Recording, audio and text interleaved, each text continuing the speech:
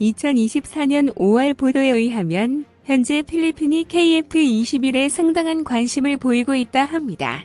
과거 2022년 8월경 필리핀 공군의 대변인 메이너드 마리아노 대령은 대한민국이 개발한 KF-21보라매가 필리핀이 도입할 다목적 전투기의 후보로 평가할 수 있다 했습니다.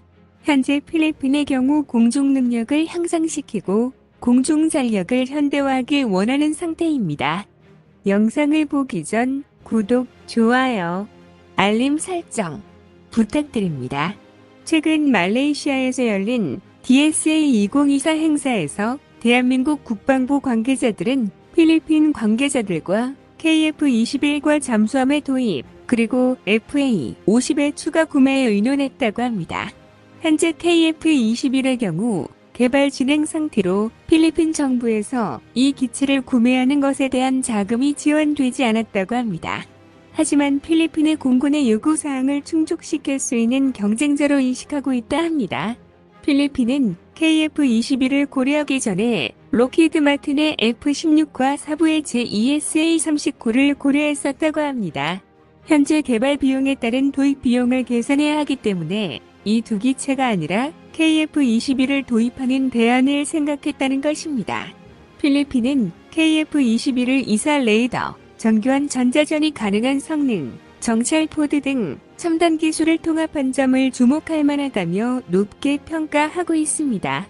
또한 KF-21의 부품의 65%가 한국에서 자체 생산되었기 때문에 부품 수급에 있어서 큰 걱정을 하지 않아도 될 것이라고 예상하고 있습니다.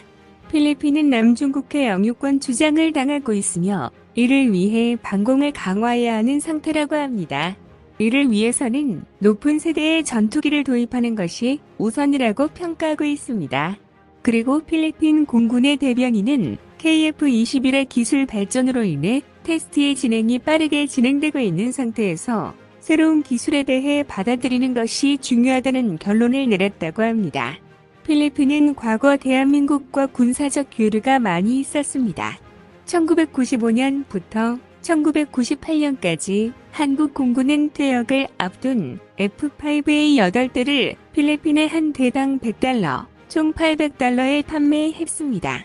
이 당시 무상으로 제공하려고 했으나 이렇게 된다면 군사원 조로 판단되어 중국과의 외교적 마찰이 있을 수 있기 때문에 $800를 받고 넘겼다고 합니다.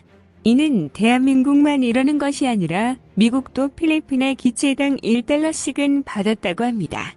하지만 이 당시 대한민국이 필리핀에 제공한 F-5A의 경우 실소유주는 미국이며 미국은 이 기체를 한국에 대여한 것인데 이를 그대로 필리핀에 제공한 것입니다. 그리고 필리핀은 이 F-5 8기를 1995년부터 2005년까지 약 10년간 필리핀 공군의 주력기로 사용했습니다. 그러다가 2005년에 전량 퇴역하게 되면서 필리핀 공군은 제대로 된 전투기가 없는 상태였습니다. 2011년 7월경 필리핀이 대한민국의 TA-50과 이탈리아의 M346 중 하나를 도입할 것이라고 했습니다. 2012년 6월경 필리핀 방송에서는 필리핀 공군이 TA-50 12대를 구매할 것으로 예상한다는 보도가 있었습니다. 대당 340억으로 총 12대를 도입할 예정이며 약 4,100억 원어치라고 합니다. 그리고 2012년 8월 필리핀의 국방부가 필리핀 대통령에게 T-50 12대를 구매 요청을 했다는 뉴욕 보도가 있었습니다. 그래서 2013년 1월경 필리핀 대통령은 FA-50 12대를 구매할 것이라고 발표했습니다. 여태 TA-50을 도입할 것으로 예상했으나 FA-50으로 도입하겠다고 했습니다.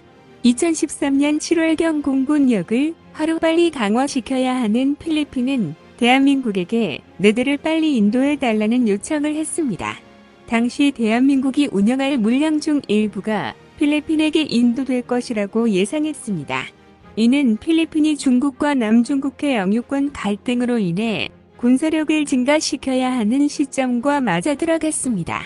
계약이 금방 진행될 듯 했으나 2013년 12월경 협상이 완료되지 않고 지속되고 있다는 뉴스가 보도되었습니다. 하지만 이 뉴스가 보도될 당시 필리핀 공군 조종사들이 한국으로 파병돼 사전 훈련을 받고 있었습니다.